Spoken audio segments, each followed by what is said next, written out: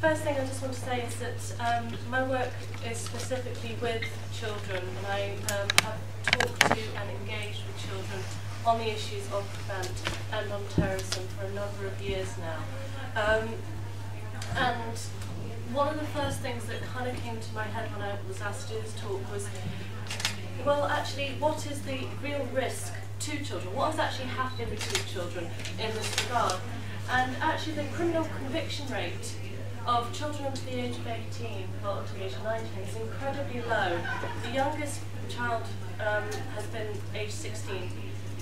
And that was in 2010, and only 11 of 127 convictions for terrorism-related offences were with children between the ages of 15 to 19. So the actual risk of a child actually getting convicted of something relating to a terrorism offence is very small. Okay? There is actually, I would say, and I'm sure some of my colleagues here will agree, there's actually a high risk to children who are slightly older, say 19 to 25-year-olds, when they get into higher education. However, that isn't to say that young children do still need something, okay? And this is what teachers like myself have been involved in for a number of years now. And we focus on this thing called safeguarding children. So it's sort of to try and inform them, to help them discuss and to deal with the issues that actually come up with this. So raising awareness and improving their education surrounding issues of terrorism. Now there's been two prevent strategies, and Mira, I think, was referring mainly to the 2008 one, which did have a lot of issues involved with it. And many of those issues they have been trying to overcome them, particularly with the latest prevent strategy, which was 2011. So the more recent prevent strategy says that what schools need to do is to help young people to challenge extremism and the ideology of terrorism. And within my research, which is in religious education, we do that quite a lot. It does come up as an actual topic when we study different religions, not just Islam, but also in Christianity, Hinduism, Sikhism. There's always an element to a religion which has this sort of radical or extreme sort of element. And we do discuss it with the children in our classrooms.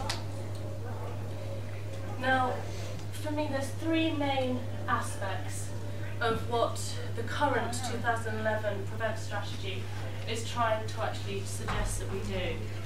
The first one is to safeguard children from terrorism in the same way that we would maybe teach about drugs, gang violence and alcohol and so on. Mainly in the sense that it's something which is quite rare that kids will probably get involved in, but it's important that they are aware that this is an issue that could happen, that you might get communications from people, or you might find different information and so on. And we discuss it in that sort of sense. This is another topic. It's not a central issue, it's nothing major, it's just another topic that we have to cover within the curriculum. The second one is to challenge terrorist and extremist ideology. And the current prevent strategy has changed the way that it's actually spoken, and it says that it's vital to understand how historically terrorism has come from all parts of society and from many different faith groups. And I would agree with this sentiment. There's different things that we can actually discuss with the kids, and we do try, as teachers, in my experience anyway, to give different examples and to discuss different things. One of the ones that a lot of teachers kind of touch on is the IRA, and sort of discuss how that affects Britain and what impact the IRA had. So, for example, in Manchester, there was the Manchester bombing, which affected the community there. I'm originally from that area, so that was something that I could discuss with my kids, and it kind of brings home this idea that there's more to this concept of terrorism than what the kids maybe just see in the media. And the third one that I noticed in the current strategy was this improving community cohesion, which Mira also touched upon. And it's this idea of a strong sense of belonging and citizenship. Now, from my understanding, there has been decoupling of the funding from prevent to community cohesion, and I think that's what Mira was trying to sort of suggest. And it is quite difficult, because community cohesion is kind of essential to you're actually overcoming some of these issues of radicalisation and so on. However, if you put it through the thing of prevent, it kind of gives this, terrorism prism, which isn't really what it's actually trying to say. So, although communication is important to prevent, you can't kind of put it through that funding and so on. And with respect to teaching and to education, we do a lot of stuff with communication. We go, a lot of schools do engage with different communities from around the world. Like might have a coupling with a different school, perhaps in Africa or Asia or somewhere like that. A lot of schools have kind of got involved in that type of thing to try and make it so that the kids are more aware that they live in a global environment and it's not just their small local community. But even then, if you look at the small local community, what the teachers do nowadays is they do go out and they go and meet kids. So for example, in Warwickshire, which is where I currently live, a lot of the schools will go and visit Birmingham. They will go and visit Coventry, so that then the kids actually are aware, oh, we're all children together. You're not different, we're still children. And it's kind of that idea that it is going into schools. It's taking a while, but the schools are getting there with this.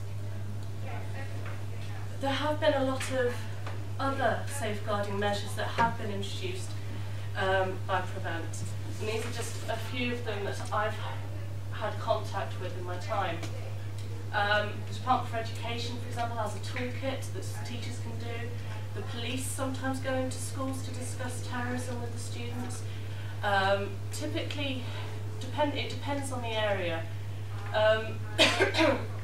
More often than not, they try to do sort of anybody could be a terrorist because it's the process of radicalisation that they kind of go through. So they could be animal rights activists. It doesn't have to just be, say, the Al-Qaeda idea.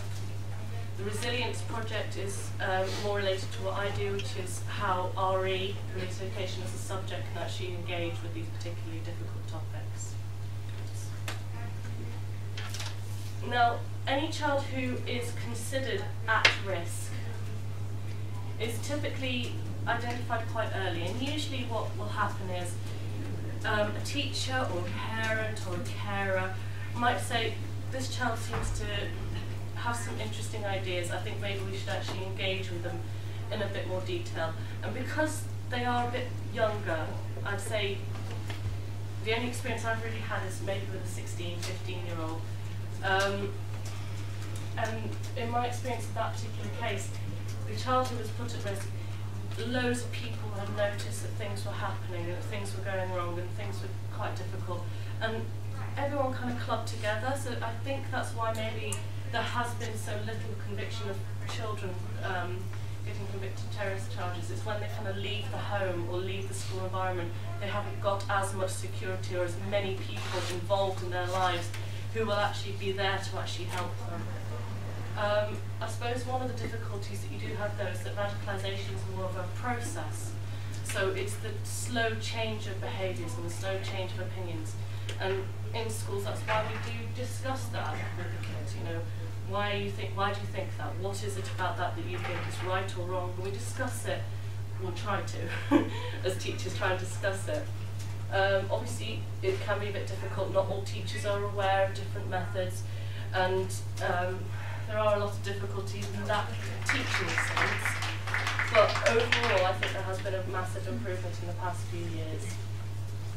Very quickly, some of the things that we would say are indicators are kind of obvious in a way. So like, for example, expressing support for violence, having extremist literature, going on websites, having literature or military training, claiming that they've been somewhere and so on. Those are sort of the things that we would say will maybe categorise a child at risk, and maybe some of the language that they might use and so on. Another safeguarding measure that is in place for every child, regardless of whether they might become radicalised or not, is the General Child Protection Protocol, where you identify the child's needs, you assess them, and you then discuss with various parties what to actually do with that particular child. So hopefully from this you can actually appreciate that there is a lot in place for children. Sometimes it is a case of reminding teachers and so on what's there, but more often than not, if a teacher does have a problem, someone in senior management will go research it, look it up, and hopefully get through the entire system. I haven't discussed any of my experience with children in great deal today, but maybe at the end, if you have any questions about that aspect of what I do as well, I'll be very happy to discuss it with you. Okay, thank you very much. Thank you.